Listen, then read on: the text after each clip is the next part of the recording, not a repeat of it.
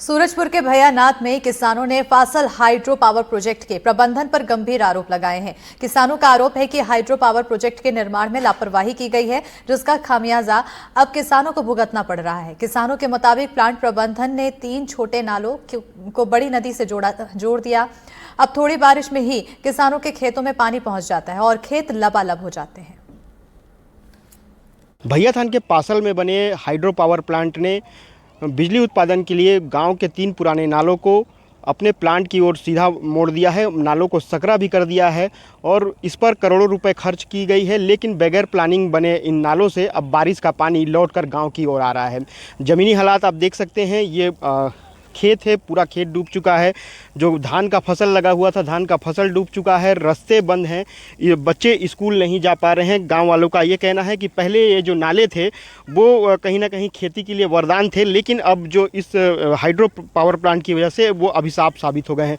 ज़्यादा बारिश अगर होगी तो आप मेरे सामने यहाँ पे देख सकते हैं कि इसके आगे में बस्ती है और बस्ती काफ़ी बड़ी है। अगर बारिश रात भर यहाँ पे अच्छे से हो जाती है तो ये जो पानी है उन बस्तियों तक पहुँचेगा और कहीं ना कहीं जो घर है वो भी डुबान क्षेत्र में आ जाएगा। सर क्या मौखिक बोलते हैं, लिख के तो दिए नहीं हैं, लिख के तो दिए नहीं है कि हम इतना हम देंगे।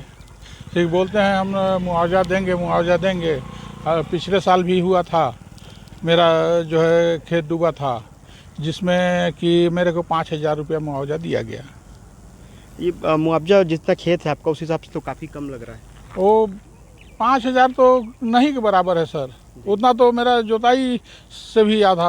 कितना खेत है आपका? कम से कम 10 एकड़ में खेत है सर मेरा। ये बताओ कि टोटल कितना यहाँ पे जो खेत है वो कितना प्रभावित? लगभग 10-12 एकड़ के।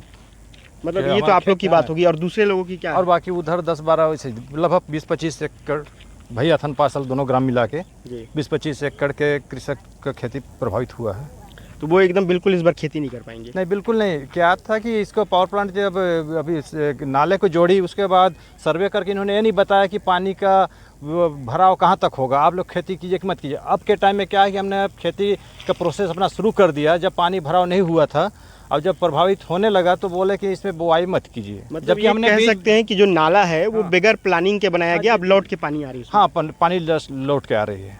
देख सकते हैं कि हालात काफ़ी बदतर यहाँ पर बनी हुई है और कहीं ना कहीं प्लांट प्रबंधन से इन लोगों ने कई बार शिकायतें भी की है, बावजूद उसके कोई सुनवाई नहीं हो रही है। प्लांट प्रबंधन भी चुप है, प्रशासन भी चुप है और भुगतना इन ग्रामीणों को पड़ रहा है। इमाम हसन, NDTV, सूरजपुर।